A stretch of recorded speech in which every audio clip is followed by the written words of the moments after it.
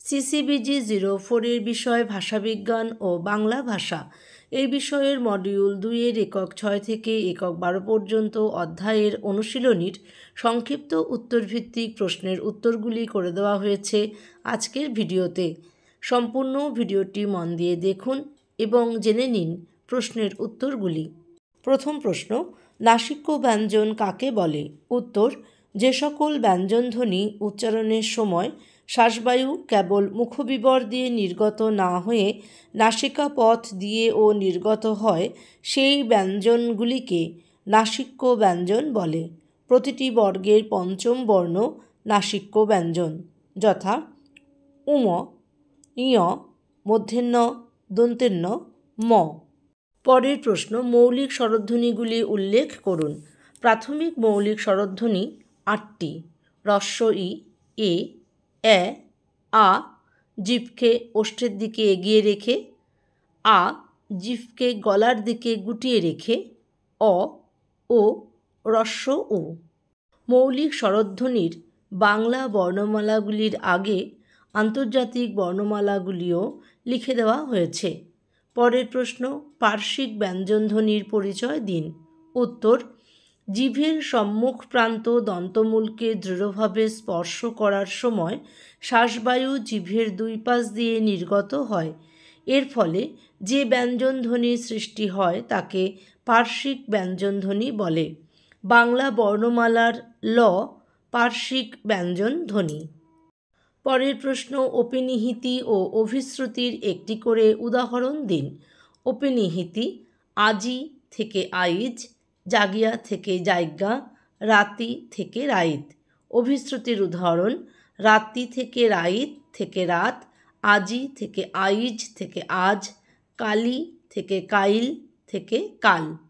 পরের প্রশ্ন, জোড়কলম শব্দ কিভাবে তৈরি হয়? উত্তর, একটি শব্দের সঙ্গে বা তার অংশবিশেষের সঙ্গে যদি অন্য একটি শব্দ বা তার অংশবিশেষ যুক্ত হয়ে নতুন একটি শব্দ তৈরি হয় তবে তাকে জোড়কলম শব্দ বলে। যেমন, ধোঁয়াশা শব্দটি তৈরি হয়েছে ধোঁয়া আর কুয়াশা শব্দটির যোগে। বকচ্ছপ শব্দটি তৈরি হয়েছে বক আর কচ্ছপ শব্দটির যোগে। হাতিমি শব্দটি তৈরি হয়েছে হাতি আর তিমি শব্দটির যোগে। 6 নম্বর প্রশ্ন, সন্দেশ শব্দটির আদি অর্থ নির্দেশ করুন। উত্তর, সন্দেশ শব্দটির আদি অর্থ সংবাদ। মহাজন শব্দটির পরিবর্তিত অর্থ নির্দেশ করুন। মহাজন শব্দটির পরিবর্তিত অর্থ যিনি সুদের বিনিময়ে অর্থ ধার দেন, অর্থাৎ উত্তমর্ণ ব্যক্তি। শব্দের ত্রিবিধ শক্তিগুলির নামোল্লেখ করুন। উত্তর, শব্দের ত্রিবিধ শক্তিগুলি হল অভিধা, লক্ষণা, ব্যঞ্জনা। পরের প্রশ্ন, শব্দের অর্থের উন্নতির উদাহরণ দিন। প্রথম শব্দ মন্দির।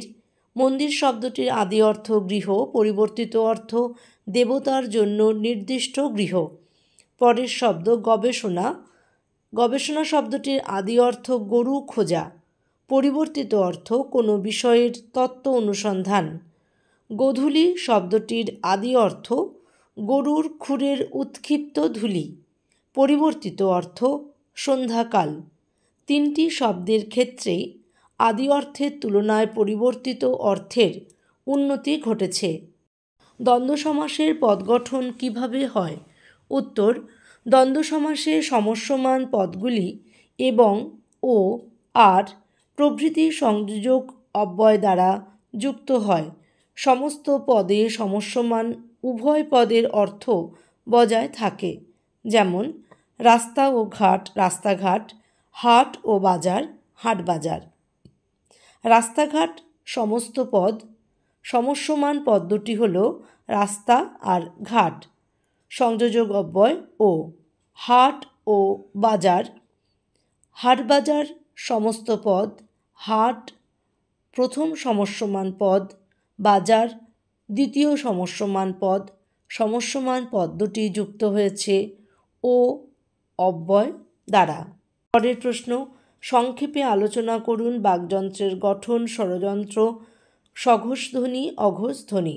বাকযন্ত্রের গঠন এই প্রশ্নের উত্তরের জন্য বাকযন্ত্রটিকে আঁকা প্রয়োজন এবং বাকযন্ত্রটি এঁকে প্রতিটি অংশ আপনাদের চিহ্নিত করতে হবে। যেভাবে ছবিতে আপনারা দেখছেন এইভাবে আপনাদের ছবিটি আঁকতে হবে এবং বাকযন্ত্রের প্রতিটি অংশকে চিহ্নিত করতে হবে। এরপর ষড়যন্ত্র। শ্বাসনালীর ওপরের অংশে গলগণ্ডের কাছে যে ফোলা অংশটি রয়েছে সেই অংশটিকে ষড়যন্ত্র বলা হয়। শ্বাসনালীর অন্য অংশের চেয়ে এই ফোলা অংশের ভেতরে একটু বেশি জায়গা আছে। ডক্টর রামেশ্বর শ এই অংশটিকে ষড়যন্ত্র না বলে কক্ষ বলেছেন।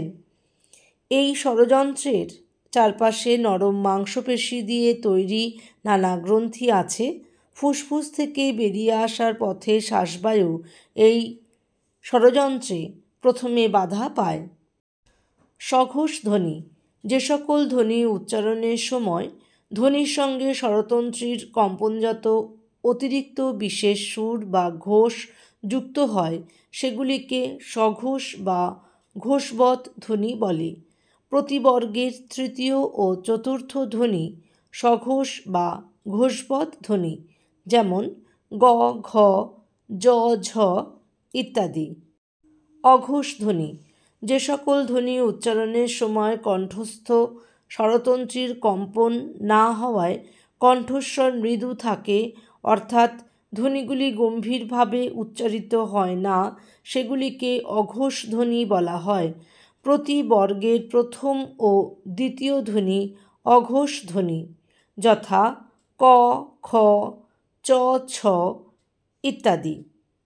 অঘোষ ধ্বনি ও সঘোষ ধ্বনির পার্থক্য দেখান। অঘোষ ধ্বনি। অঘোষ ধ্বনি উচ্চারণের সময় স্বরতন্ত্রীর কম্পনজাত বিশেষ সুর বা ঘোষ যুক্ত হয় না। সঘোষ ধ্বনি উচ্চারণের সময় স্বরতন্ত্রীর বিশেষ সুর বা ঘোষ যুক্ত হয়। প্রতিবর্গের প্রথম ও দ্বিতীয় ধ্বনি অঘোষ ধ্বনি, প্রতিবর্গের তৃতীয় ও চতুর্থ ধ্বনি সঘোষ ধ্বনি। অঘোষ এবং সঘোষ ধ্বনি কোনগুলি তার উদাহরণ দিলেই এই উত্তরটি আপনাদের সম্পূর্ণ হবে। আমি আগের প্রশ্নেই অঘোষ এবং সঘোষ ধ্বনি কোনগুলি সেটা দেখিয়ে দিয়েছি বলে পার্থক্যতে আর সেগুলি দেখানো হলো না, কিন্তু আপনারা পার্থক্য লেখার পর উদাহরণগুলি অবশ্যই দেবেন, অর্থাৎ কোন ধ্বনিগুলি অঘোষ ধ্বনি, কোন ধ্বনিগুলি সঘোষ ধ্বনি অবশ্যই লিখে দেবেন। টিকা লিখুন। মৌলিক স্বরধ্বনি সম্মুখ স্বর, সংবৃত স্বর, উচ্চাবস্থিত স্বর, বাংলা দন্তমূলীয় ব্যঞ্জন, পার্শ্বিক ব্যঞ্জন। প্রথমে রয়েছে মৌলিক স্বরধ্বনি। যে সকল স্বরধ্বনিগুলিকে বিভাজন করা যায় না সেগুলিকে মৌলিক স্বরধ্বনি বলে। মৌলিক স্বরধ্বনি 8টি।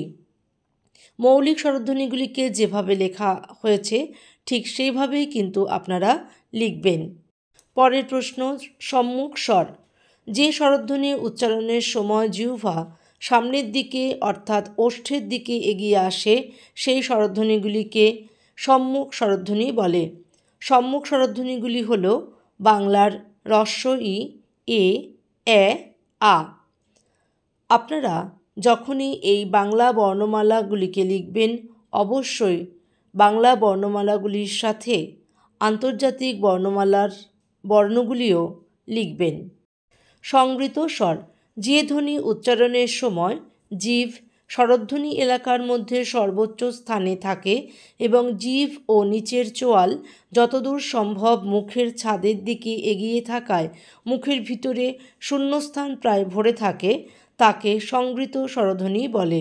সব উচ্চ স্বরধ্বনি ই সংবৃত স্বরধ্বনি, যথা ই, উ। উচ্চাবস্থিত স্বর। যে স্বরধ্বনি উচ্চারণের সময় জিহ্বা সামনের দিকে এগিয়ে এসে সর্বোচ্চ অবস্থানে বা তার কাছাকাছি অবস্থানে থাকে তাকে উচ্চাবস্থিত স্বর বলা হয়, যথা ই, উ। বাংলা দন্তমূলীয় ব্যঞ্জন। জিহ্বা প্রান্ত দন্তমূলে শ্বাসবায়ুকে বাধা দেওয়ার ফলে যে ধ্বনি উচ্চারিত হয় সেই ধ্বনিকে দন্তমূলীয় ব্যঞ্জন ধ্বনি বলে। বাংলা দন্তমূলীয় ব্যঞ্জন হল র, ল পার্শ্বিক ব্যঞ্জন।